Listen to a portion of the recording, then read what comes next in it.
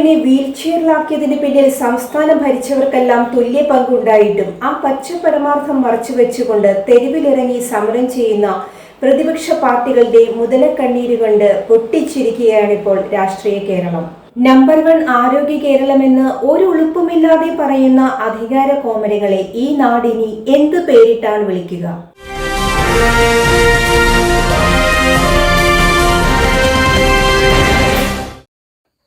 വീണ വകുപ്പിന്റെ ആരോഗ്യമിനി ആര് വീണ്ടെടുക്കുമെന്ന ചോദ്യങ്ങൾ ഉയരുന്നതിനിടയിൽ സംസ്ഥാനത്തെ മെഡിക്കൽ കോളേജുകളിൽ മതിയായ ചികിത്സയോ മരുന്നോ ലഭ്യമാക്കാൻ കഴിയാത്ത ഈ സർക്കാരിന്റെ പിടിപ്പുകേടിന് ബലിയാടാവേണ്ടി വരുന്നതിൽ ബഹുഭൂരിപക്ഷവും അന്നത്തെ അന്നത്തിനു വേണ്ടി വക കണ്ടെത്താൻ കഴിയാത്ത നിർധന കുടുംബങ്ങളാണ്. കഴിവുകെട്ട ഈ സർക്കാരിനെതിരെ പ്രതികരിക്കുന്നവരെ വ്യക്തിഹത്യ ചെയ്യുകയും പൊതുസമൂഹത്തിൽ അവരെ താറടിച്ചു കാണിക്കുകയും ചെയ്യുന്ന ഒരു സർക്കാരാണ് ഇപ്പോൾ കേരളം ഭരിക്കുന്നത്. ആരോഗ്യ വകുപ്പ് പോയിട്ട് ഒരു MLA സ്ഥാനം പോലും മര്യാദയ്ക്ക് കൊണ്ടുപോകാൻ കഴിയാത്ത ഒരാളെ കേരളത്തിന്റെ ആരോഗ്യ വകുപ്പ് ഏൽപ്പിച്ച മുഖ്യമന്ത്രി 2016 ശേഷം കേരളത്തിലെ ഒരു സർക്കാർ ആശുപത്രിയിലും ചികിത്സ തേടിയതായി കേട്ടറിവ് പോലുമില്ല.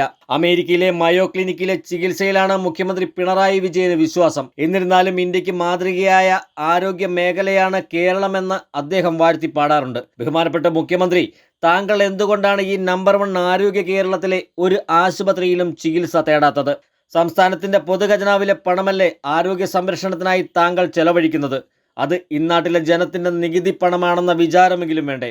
ശസ്ത്രക്രിയാ ഉപകരണങ്ങളോ മരുന്നോ എന്തിന് മുറിവ് തിന്നിച്ചേർക്കാനുള്ള നൂല് പോലുമില്ലെന്ന് തൻ്റെ ഇടത്തോടെ പൊതുസമൂഹത്തോട് വിളിച്ചു പറഞ്ഞ തിരുവനന്തപുരം മെഡിക്കൽ കോളേജിലെ ഡോക്ടർ ഹാരിസിനെ പറ്റി താങ്കൾ നടത്തിയ പരാമർശങ്ങൾ എത്ര മോശമായിരുന്നു!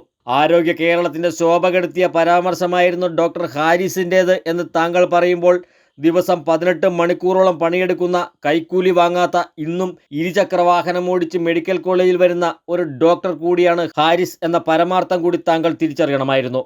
തിരുവനന്തപുരം മെഡിക്കൽ കോളേജുമായി ബന്ധപ്പെട്ട് ഉയർന്ന വിവാദങ്ങൾക്ക് തൊട്ടുപിന്നാലെ കോട്ടയം മെഡിക്കൽ കോളേജിൽ പഴക്കം ചെന്ന ഒരു കെട്ടിടം തകർന്നു വീഴുമ്പോൾ അവിടെ ശുചിമുറിയിലുണ്ടായിരുന്ന തലയോലപ്പറമ്പുകാരിയായ ഒരു വീട്ടമ്മ തലയോട്ടി പിളർന്നും വാരിയല്ലുകൾ ഒടിഞ്ഞു നുറുങ്ങിയും കരളും ശ്വാസകോശവും തകർന്നും മുഖത്താകെ പരിക്കേറ്റും മരിച്ചു കിടന്നത് എത്ര മണിക്കൂറുകളായിരുന്നു! പൊളിച്ചു കളയാൻ ഒരു വ്യാഴവട്ട കാലത്തിന് മുമ്പ് ഉത്തരവിറക്കിയ UDF സർക്കാരിന് ഒരാഴ്ച കൊണ്ട് ആ കെട്ടിടം അന്ന് പൊളിച്ചു കളയാമായിരുന്നു. 2016 പടിയിറങ്ങും വരെ ഉമ്മൻചാണ്ടി സർക്കാരും അതിനായി ശ്രമിച്ചില്ല. കഴിഞ്ഞ 9 കൊല്ലമായി ഈ സർക്കാർ അധികാരത്തിലുണ്ട്.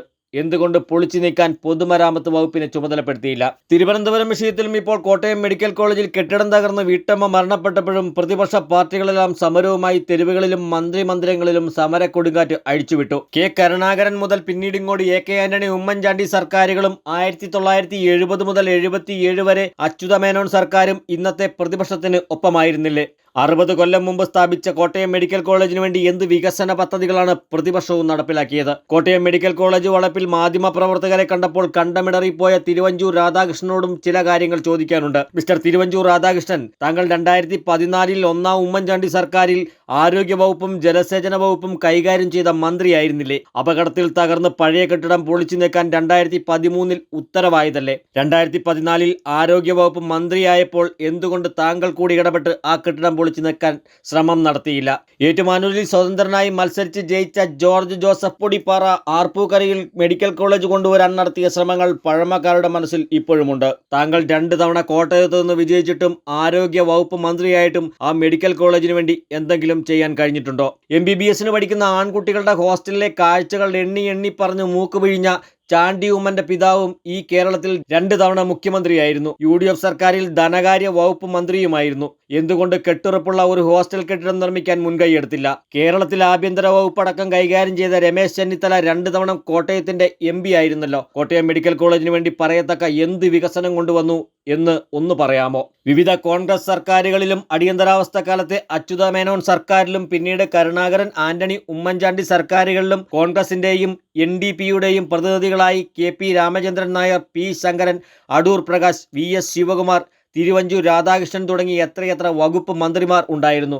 ആരോഗ്യ കേരളത്തിനായി പറയത്തക്ക എന്ത് സംഭാവനകളാണ് ഉണ്ടായത്? പ്രതിപക്ഷ നേതാവ് വി ഡി സതീശൻ കഴിഞ്ഞ ദിവസങ്ങളിൽ ദൃശ്യമാധ്യമങ്ങളുമായി പങ്കുവച്ച പ്രധാന വിഷയം എന്തായിരുന്നു? ആരോഗ്യ കേരളം വെന്റിലേറ്ററിലായി. മരുന്ന് വിതരണക്കാർക്ക് കൊടുക്കാനുള്ളത് 1000 കോടിയിലേറെ. ബജറ്റിൽ വകകൊള്ളിച്ച തുകയിൽ നിന്നും 300-400 കോടി വീതം വെട്ടിക്കുറച്ചു. ശസ്ത്രക്രിയാ ഉപകരണങ്ങളും മരുന്നും സൂചിയും നൂലും പഞ്ഞിയുമെല്ലാം ഒരാശുപത്രിയിലുമില്ല. ഇതൊക്കെയാണല്ലോ പ്രതിപക്ഷ നേതാവെ താങ്കളും വിളമ്പിയത്. തിരുവനന്തപുരം കോട്ടയം മെഡിക്കൽ കോളേജ് സംഭവങ്ങൾ വിവാദമാകുന്നതിന് എത്രയോ നാൾ മുമ്പ് താങ്കൾക്കറിയാവുന്ന ഒരു കാര്യമാണ് മരുന്ന് വിതരണ ഏജൻസികൾക്ക് 1100 കോടിയിലേറെ രൂപയുടെ കുടിശ്ശിക ഈ സർക്കാർ കൊടുത്തു തീർക്കാനുണ്ടെന്ന പരമാർത്ഥം.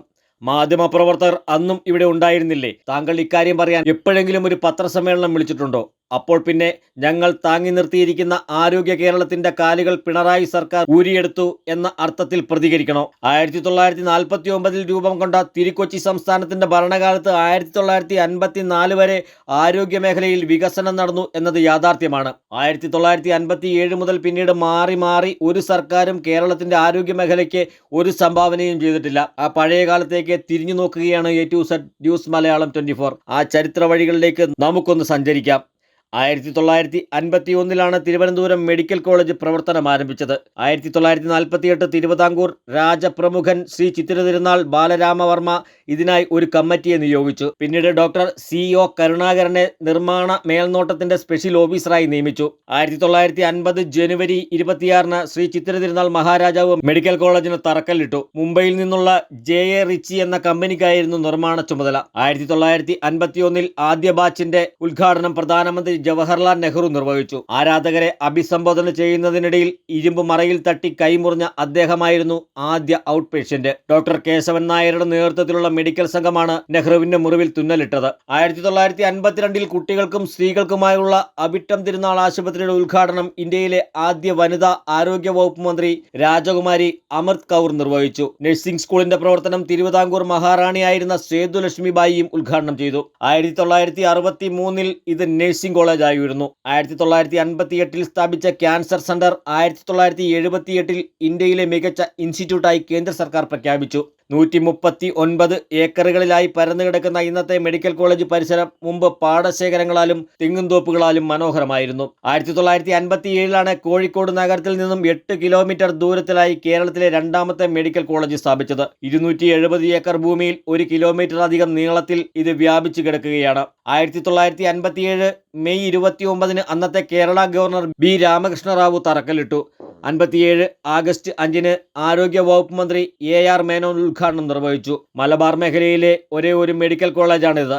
മുഖ്യ കെട്ടിടത്തിൽ 1183 കിടക്കകളുണ്ടെങ്കിലും രോഗികളുടെ പെരുപ്പത്തിനും അനുസരിച്ചുള്ള സൗകര്യങ്ങൾ ഇവിടെയില്ല. 1961 കോട്ടയം മെഡിക്കൽ കോളേജ് സ്ഥാപിച്ചത്. വാഴൂർ MLA-യും ആരോഗ്യ വകുപ്പ് മന്ത്രിയുമായിരുന്ന വൈക്കം വേലപ്പൻ, മുൻ ഏറ്റുമാനൂർ MLA ജോർജ് ജോസഫ് പൊടിപ്പാറ എന്നിവരുടെ പരിശ്രമങ്ങളും എടുത്തു പറയേണ്ടതാണ്. 1962 ഡിസംബർ 3 അന്നത്തെ മുഖ്യമന്ത്രി R. ശങ്കറാണ് ഉദ്ഘാടനം നിർവഹിച്ചത്. പ്രമുഖ gastro enterologist doctor Philip Augustine 1965 ബാച്ചിലും ഹൃദയ ശസ്ത്രക്രിയാ വിദഗ്ധൻ ഡോക്ടർ ജോസ് ചാക്കോ പെരിയപ്പുറം 1970 കോട്ടയം മെഡിക്കൽ കോളേജിൽ പഠിച്ചവരാണ്. ഏറെ പറഞ്ഞിട്ട് കാര്യമൊന്നുമില്ലെന്നറിയാം. അധികാരക്കൊതിയന്മാരുടെ ബധിരകർണങ്ങൾ തുറക്കില്ലല്ലോ. തിരുവനന്തപുരം, കോട്ടയം, കോഴിക്കോട് മെഡിക്കൽ കോളേജുകളുടെ സ്ഥിതി ഏറെ പരിതാപകരമാണ്. കാലുറപ്പിക്കാൻ ഇടമില്ലാത്ത വിധത്തിൽ രോഗികളെത്തുന്ന കോഴിക്കോട് മെഡിക്കൽ കോളേജിലെ തീപിടുത്തം സർക്കാർ അനാസ്ഥയുടെ മറ്റൊരു നേർക്കാഴ്ചയാണ്. ദിവസവേതനക്കാരിയായ ഒരു വീട്ടമ്മയുടെ ദാരുണമരണം കേരളത്തിലെ മനസാക്ഷിക്കേറ്റ വലിയ മുറിവാണ്. തിരുവനന്തപുരം മെഡിക്കൽ കോളേജിൽ മരുന്നും ശസ്ത്രക്രിയാ ഉപകരണങ്ങളും ഇല്ലെന്ന് നെഞ്ചുറപ്പോടെ വിളിച്ചു പറഞ്ഞ ഡോക്ടർ ഹാരിസ് പൊതുസമൂഹത്തിലെ ചന്ദനമരമാണ്. പ്രതിപക്ഷവും ഭരണപക്ഷവും ജനപക്ഷത്താണെന്ന് എങ്ങനെ പറയും? 2026 മുഖ്യമന്ത്രി കസേര മോഹിക്കുന്നവരിൽ ഇരുകൂട്ടരുമുണ്ട്. തെരുവുകളിൽ ഇപ്പോൾ കാണുന്ന സമരങ്ങളും പ്രതിഷേധ കൂട്ടായ്മകളും മുതലക്കണ്ണീരും കേരളത്തിലെ വോട്ടുകുത്തികളെ പാട്ടിലാക്കാനുള്ള അധികാരമോഹികളുടെ തന്ത്രമാണെന്നും പറയാതെ വയ്യ. A to Z news Malayalam 24.